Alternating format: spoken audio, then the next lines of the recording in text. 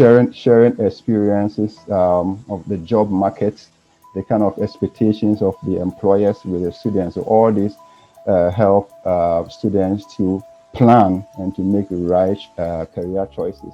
But for alumni to be able to help institutions, I think institutions will also have to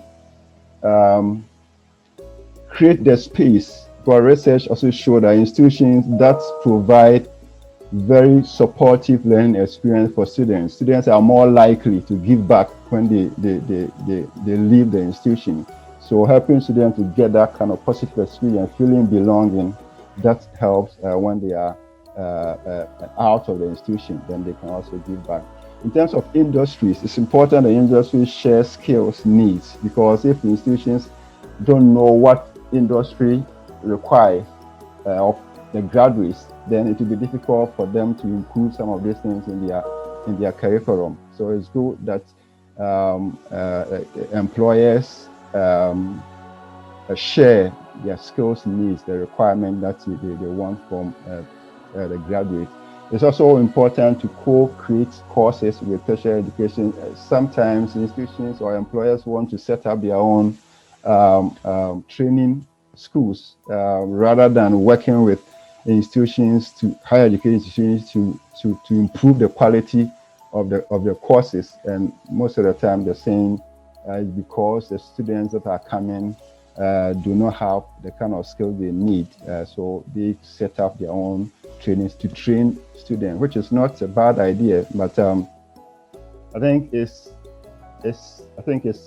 better for industry and employers to work with institutions to strengthen the existing courses rather than replicating what is already there. And also investing in staff training. There's the debate around who should prepare students for the job market. Is it the institution or the industry? I mean, higher education institutions have to do their part, but sometimes they say, okay, our role is not to produce ready-made, in quote, graduates for the job market. And therefore, the industry will have to also invest resources in training students. They might not be at the level that they want, but they can still recruit and train them, so they'll be able to do the work they want them to do. Also, sharing employment opportunities. If there is a platform where students can assess the existing job openings, that will be very also beneficial. And this will come from industry by, making these opportunities available for students to access. Okay, I don't want to spend most time on the remaining stakeholders, the government and also students. So I'll hand over to my colleague to continue. Thank you. Thanks very much, Samuel. And just to say, we have a short report that goes into all of these factors in a bit more detail. So we will share that with everybody after this session as well. As well as consulting and drawing on evidence from African scholars using the African Education Research Database, we also consulted stakeholders largely in Ghana. This was done during a 10-week period in summer last year. So it was during COVID and it did have some challenges in terms of access, but we were able to reach out to students, to tertiary education institutions, some corporates and government agencies to start to identify what some of the critical barriers are to increasing employability. And some of the things that we were able to identify was there's limited data, limited measures and standards on employability, which is required to guide strategies and practices within education institutions, but also strategies for the sector itself. So there is a lack of data in this area, or there could be more data in this area to support strategy development. For some of the organisations that we talked to, one in particular talked about the unclear industrial strategies within some countries and policies to really support industrial investment and skills development. So they want to really know where the country is going and where government is supporting in terms of an industrial strategy that they can then build into their business model as well. the mismatch between teaching and learning and the skills needed to make industry. We've talked a lot about that already during the last 2 days as well. And really a prominent theme that was repeatedly highlighted through our initial research was the lack of career support and professional orientation for students throughout that education to work life cycle. And this is really an area that we decided to focus on in partnership with the Education Collaborative and also Kepler University. And it's really looking at career service structures and strategies within institutions. So what we're doing now is really starting to turn the evidence, gathering more evidence, but also turn the evidence that we have into action through this partnership with the Education Collaborative to really support education institutions to develop effective career services and structures and industrial engagement strategies. And the support that we're delivering here is via the Education Collaborative Systems Change Fellowship, and I know it's something that they're going to be talking about tomorrow. As part of this fellowship, ESSA is providing knowledge and evidence, initially to support the co-design and implementation of the Career Service Department at the University of Cape Coast. But we'll also be developing and disseminating guidelines to support and scale our intervention to support further institutions in sub-Saharan Africa as well. Our work has 3 phases, and it involves further research and stakeholder consultation. So these consultations, we definitely want to include a series of CEO forums, so industrial forums, to gain further insights from employers, to facilitate that linkage between employers and education institutions. We're particularly keen to engage directly with industry in this next phase of our work. So 3 phases to the project. The first phase is research and development, which is about gathering evidence, developing knowledge of best practice and supporting the UCC to develop a framework to implement. And as a result of that first phase, some of the expected outcomes is really research report for industry and education institutions on best practice and how to develop partnerships and this implementation framework at UCC. The second phase is the implementation phase at UCC, so they will be implementing what is designed in the first phase of the fellowship. And ESSA's role really is to measure the success of this implementation, learn from this implementation, and develop these guidelines and playbooks to support other institutions in charting this journey of developing a career service structure. And the output will be a career service structure at UCC. Also importantly, measurement framework for tracking employability, which will be part of guidelines. So we want to develop guidelines for all institutions as well. And the third phase of our work is around dissemination, and this is very much part of it now. So it's about disseminating our research and guidelines across network of education institutions, so hosting and participating in stakeholder convenings, which we're starting to do now.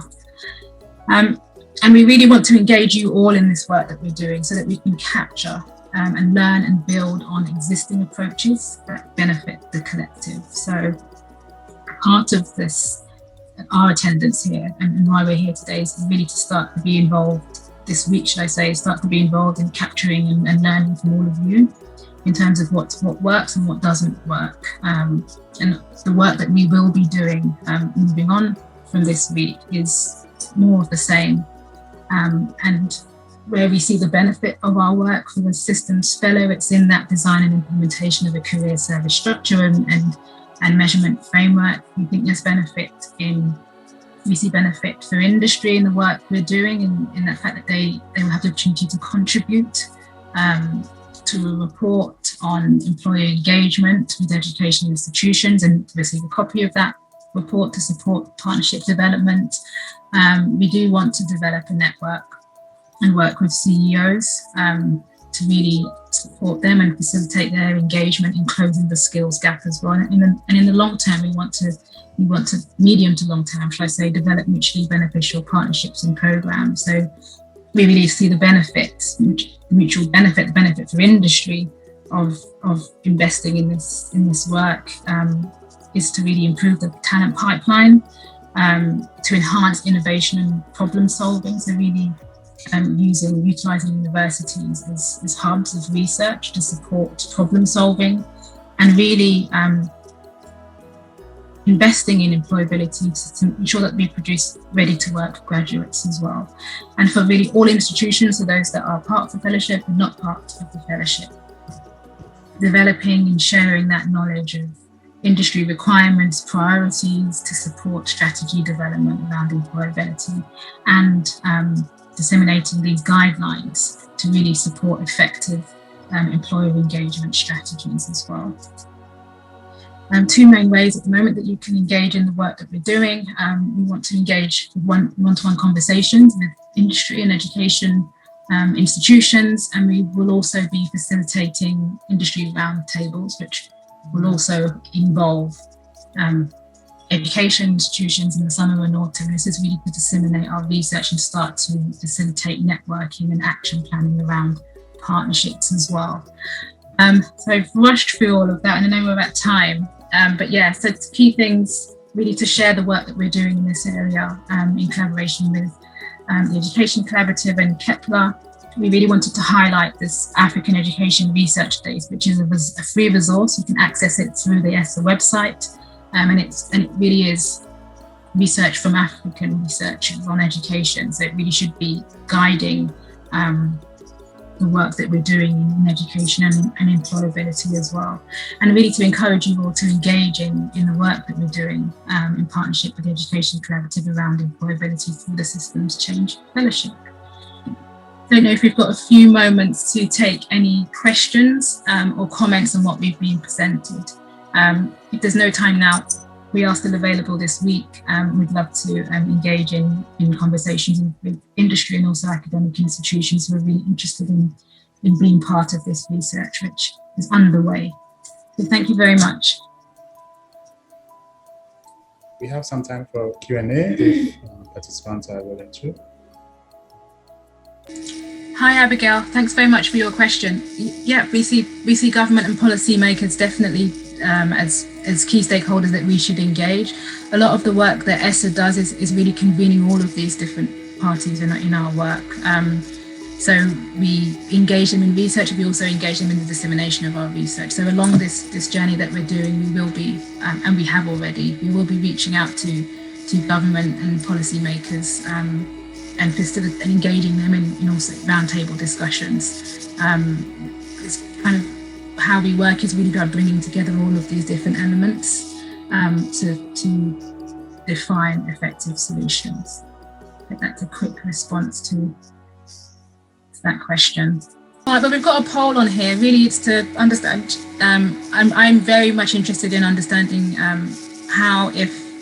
what elements some of you would be interested in engaging in our research. So if you could complete the poll, let us know if you're interested in engaging in the one-to-one discussions, if you'd like to participate in the industry roundtable. And I'm sure through the Education Collaborative and Kepler, we will be reaching out to all of you to engage you in this work that we're doing, which starts now and runs till next year at the moment. So thanks very much for your time. Do reach out to us through the platform, or directly you can reach out to us via the ESSA website. Do use the AERD platform, research platform in the work that you're doing. If you've got any questions over the coming days and weeks, please do get in touch. Thank you very much. Thank you very much for your time. Yeah, we'll make the report available. I think we shared it as part of the pre-reads, but we can also resend it and share it, and it's also available on the ESSA website as well.